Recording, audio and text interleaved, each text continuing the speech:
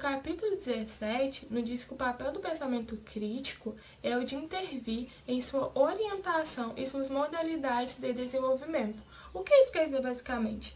Se a gente não critica, acabamos virando meros robôs, virando indivíduos alienados.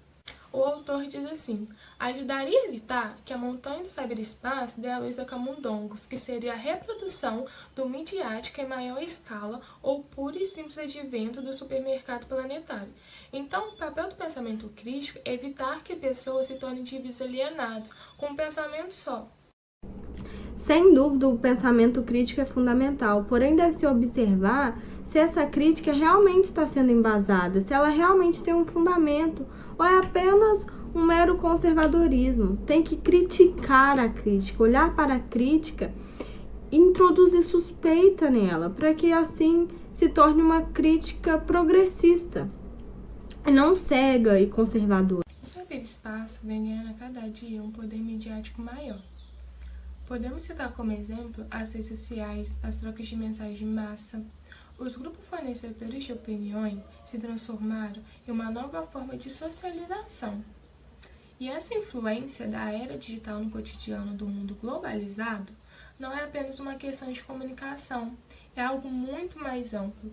Hoje em dia, várias pesquisas já apontam a dependência de jovens e adultos no cyberespaço.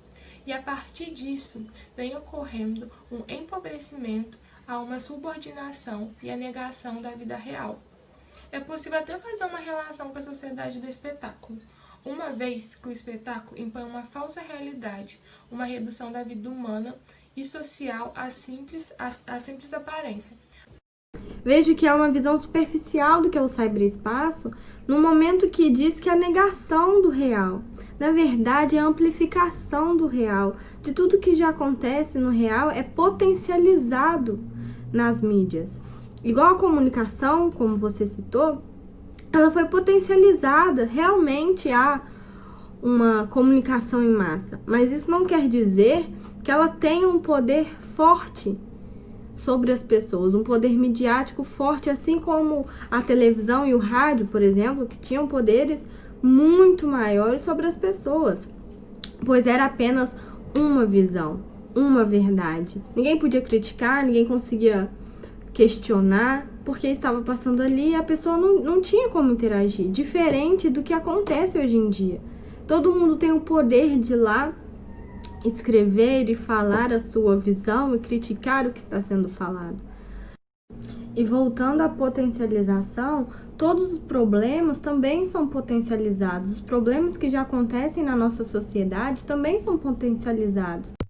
Mas vale ressaltar que o cyberespaço é um espaço de escolhas. Você escolhe o lugar, a técnica e como você vai usar esse instrumento. O cyberespaço deu lugar para uma internet totalitária, com um domínio enorme sobre os indivíduos. Percebe-se que o aumento de roubo de dados e informações das pessoas vem sendo expostas em uma escala muito ampla. E isso só mostra que cada vez mais os hackers estão tomando conta do cyberespaço, como, por exemplo, o grupo de hack Anonymous. Vocês críticos confundem os conceitos de totalidade e universalidade. O medo que a universalidade nos causou fez essa resistência acerca do que é universal.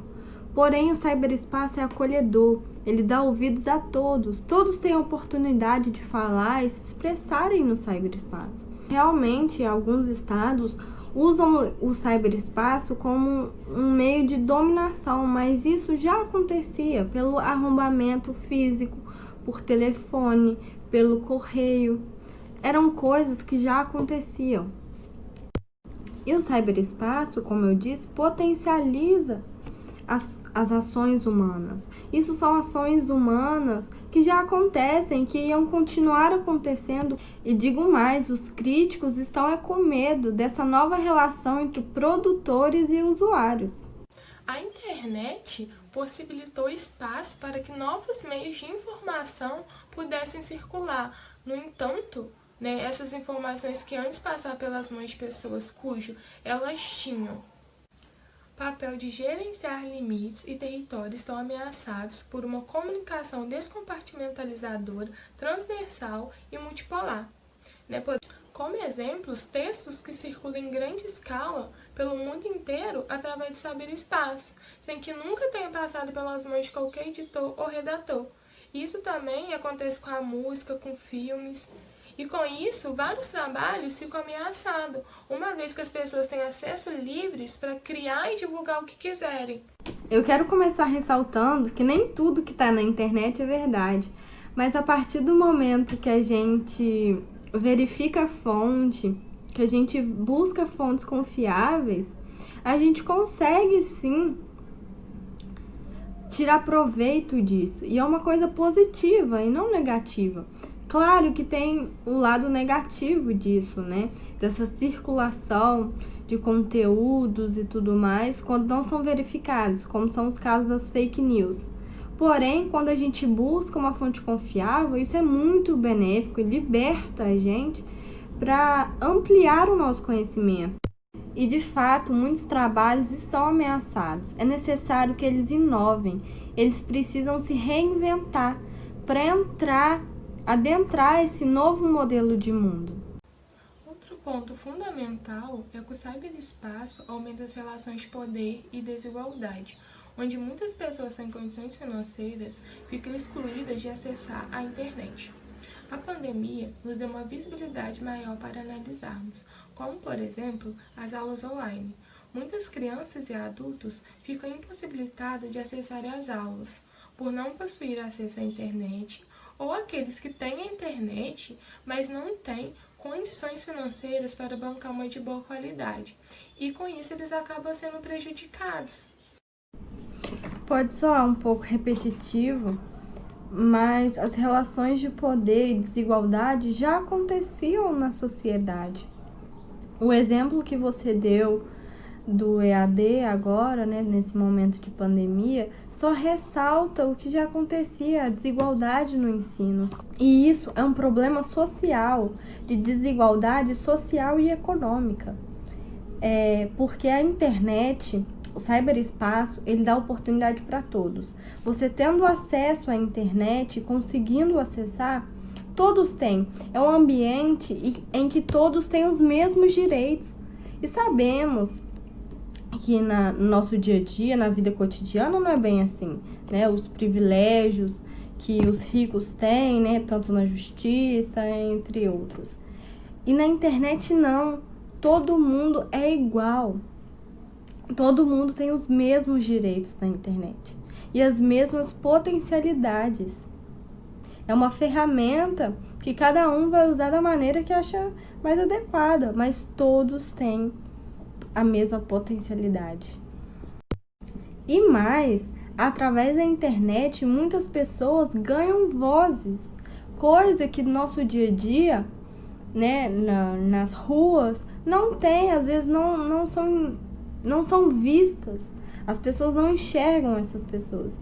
E elas ganham vozes na internet e através da internet fazem movimentos sociais e tudo mais. É um meio de luta para essas pessoas. O autor até fala uma coisa muito interessante, que ele diz que a crítica diz estar fundamentada ao defender os excluídos. Só que a crítica nem pergunta o que eles acham. Então, é através desse meio que essas pessoas conseguem ter voz. A globalização causa uma desigualdade social, pois o poder e a renda encontram-se em maior parte concentrada nas mãos de uma minoria, né? O que atrela a questão do capitalismo. Proporciona uma desigual forma de comunicação entre os diferentes territórios em que culturas, valores morais, princípios educacionais, entre outros, são reproduzidos obedecendo a uma ideologia dominante. Nesse sentido, forma-se uma hegemonia em que os principais centros de poder exercem um controle ou uma maior influência sobre as regiões economicamente menos favorecidas, e o cyberespaço só contribui para essa desigualdade. Essa é uma visão conservadora e sensacionalista que é muito comum até das mídias fazerem a respeito da globalização.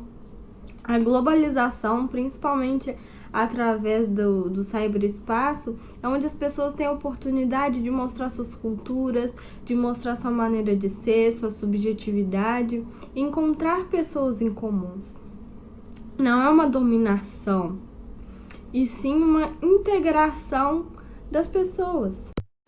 Então eu vejo que é necessário a crítica reavaliar se ela está sendo apenas um álibi dos poderes já estabelecidos, por isso esse medo do novo e das novas tecnologias, se está sendo conservadora, ou se ela realmente, o que não está acontecendo nesse caso, está sendo uma crítica voltada para o futuro, uma crítica que acompanha o movimento social. Como eu disse no início, uma crítica progressista.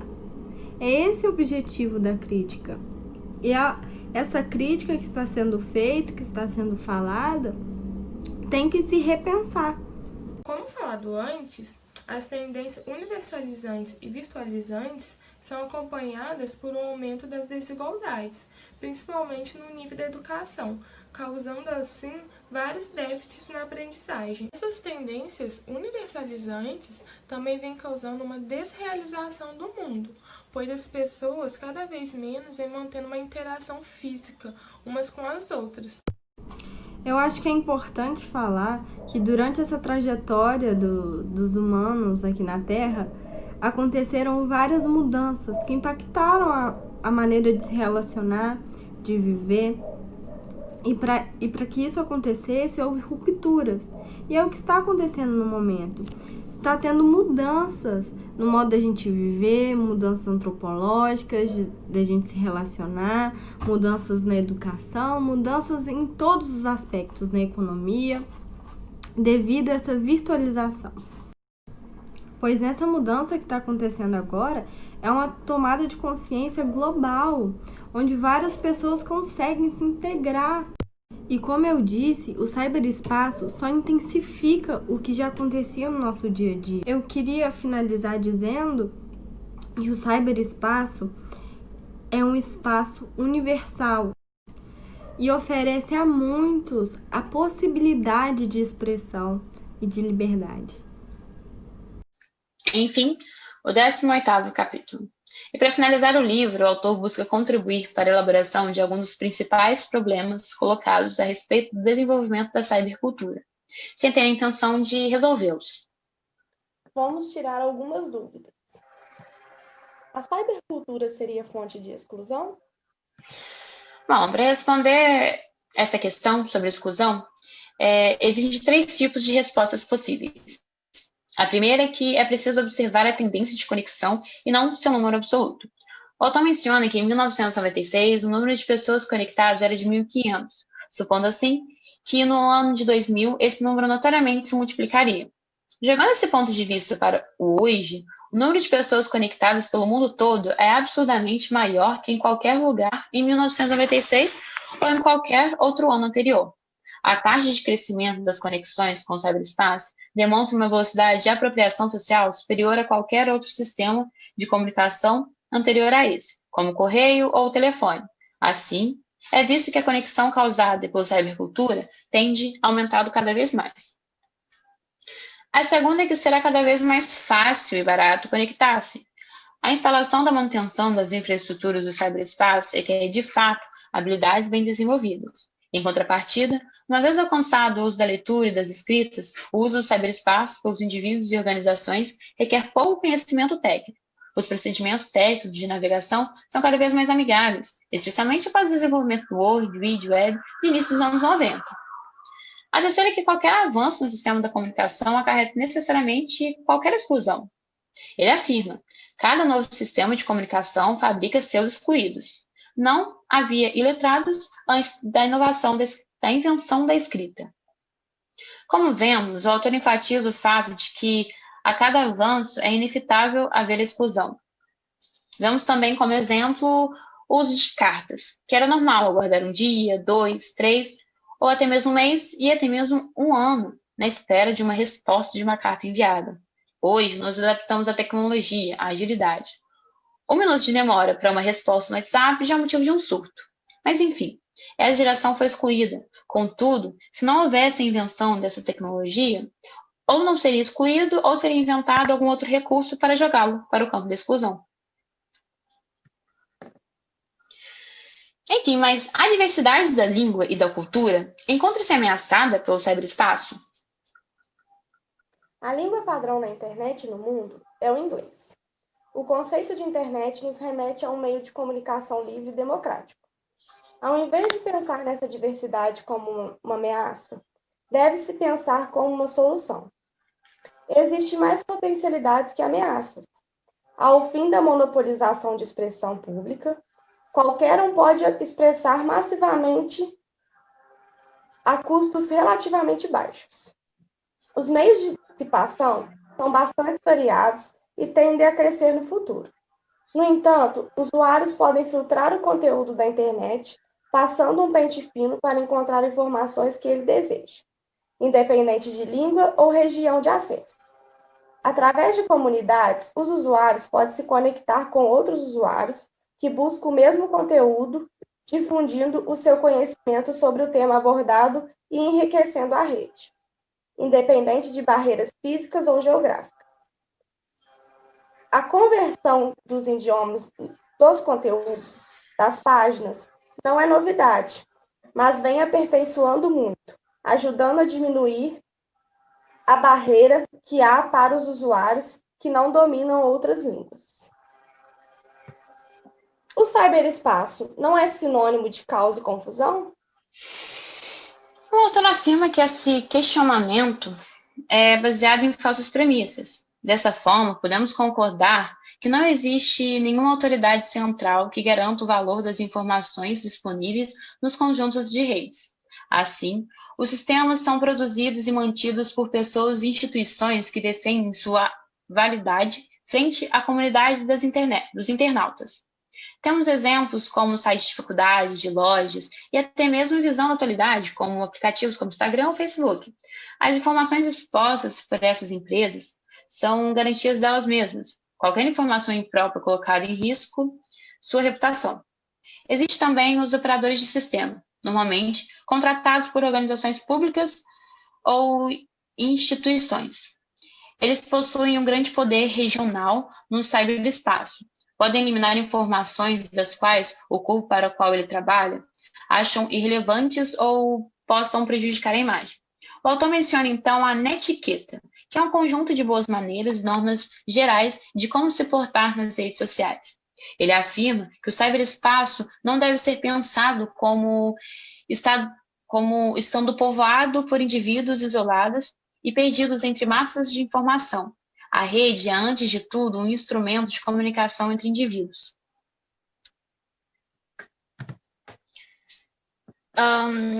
A cybercultura está rompendo os valores da modernidade europeia?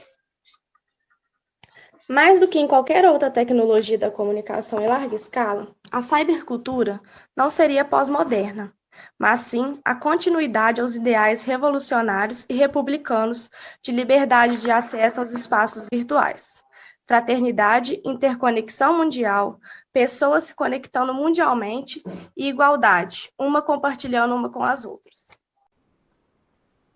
Boa noite, pessoal. Aqui é a Roberta. Eu vou apresentar para vocês o capítulo conclusivo do livro do Pierre Levy. Eu fiz esse esqueminha para facilitar um pouquinho a dinâmica. E esse capítulo, ele traz 3 grandes etapas da história, até o surgimento do que nós conhecemos hoje como cybercultura, cyberespaço, internet. A primeira dessas 3 grandes etapas foi a das pequenas sociedades fechadas de cultura oral que viveram uma totalidade sem universal. A segunda foi a das sociedades civilizadas. O autor coloca os civilizadas entre aspas. São sociedades imperialistas, usuárias da escrita, que fizeram surgir um universal totalizante. E por último, a da cybercultura, correspondendo à globalização concreta das sociedades, que inventa um universal sem totalidade. Em 1957, o ano em que os Estados Unidos e a União Soviética já protagonizavam a Guerra Fria, que nós sabemos, né, que foi um embate em termos ideológicos, econômicos, políticos, militares e também tecnológicos, nós temos, devido a esse conflito, os Estados Unidos que estavam interessados em encontrar uma maneira de proteger as suas informações e comunicações no caso de um ataque nuclear soviético. E essas inovações que tentaram resolver esse problema levaram ao que nós conhecemos hoje como internet, né? Então a internet nasce e é desenvolvida nos tempos remotos da Guerra Fria. E após alguns séculos de evolução de tecnologia, o homem se aproveitou dos seus conhecimentos para criar um mecanismo no qual a transmissão de informações fosse facilitada, isso a partir de uma necessidade. Então surge, a partir de uma mutação fundamental da própria essência da cultura, como o próprio autor fala, né, uma vez civilizados, as comunicações instauradas pela escrita levam à descoberta prática da universalidade, uma mutação fundamental da própria essência da cultura. Privilegiados que somos, únicos no nosso gênero, no reino animal, a humanidade reúne toda a sua espécie em uma única sociedade. Então, a relação do homem com a tecnologia fez surgir novos espaços de ação cultural e social. Espaços que, obviamente, não se concretizam fisicamente, mas que se concretizam na memória do computador de modo virtual. E aí nós temos as inúmeras modificações que foram feitas no sistema para que nós chegássemos hoje ao que nós conhecemos, né, como internet, ao que nós temos hoje. Então, o espaço deixou de ser um espaço e passou a ser um cyberespaço. Porque, é claro, né, cartas, pombos-correios, bibliotecas gigantes não eram tão práticos como reunir o conhecimento e a comunicação em um só lugar. Tem alguns termos que são trabalhados ao longo do livro, mas que eu gostaria de trazer para a conclusão, para finalizar. Um deles é a interconexão. Nós estamos todos conectados, né? Estou conectada a vocês e as pessoas que estão conectadas a vocês, e vocês estão conectados a mim e as pessoas que estão conectadas a mim. Talvez não diretamente, mas estamos todos conectados, né? Formação de comunidades, que são os grupos que compartilham os mesmos interesses. São esses os grupos de Facebook, WhatsApp, antigos grupos de Orkut, que seriam as tribos dentro do cyberespaço. Pierre Levy fala uma coisa muito interessante, que é: cybercultura não é uma subcultura dos apaixonados pela rede. É uma mutação fundamental da nossa espécie. Ele frisa muito isso, né? Mutação fundamental da nossa espécie. Inteligência coletiva. Nós estamos interconectados para que todos participem de uma inteligência coletiva da espécie. E por último, mas não menos importante, porque é algo que o autor defende muito, é a democratização do saber, uma aliada da educação. Não dá para conceber a educação sem o uso do recurso da internet. A internet faz parte do nosso dia a dia e deve ser utilizado como um ganho da sociedade. Mas deve ser utilizado como um ganho da sociedade de hoje, não da sociedade do amanhã, né? Então, essa democratização aliada à internet, ela deve ser utilizada agora, e vem sendo muito utilizada. Bom, pessoal, essa foi a minha apresentação. Espero que eu tenha conseguido passar de forma clara para vocês o que eu absorvi do capítulo. Espero que vocês tenham gostado, assim como eu gostei muito do livro. E qualquer dúvida é só falar.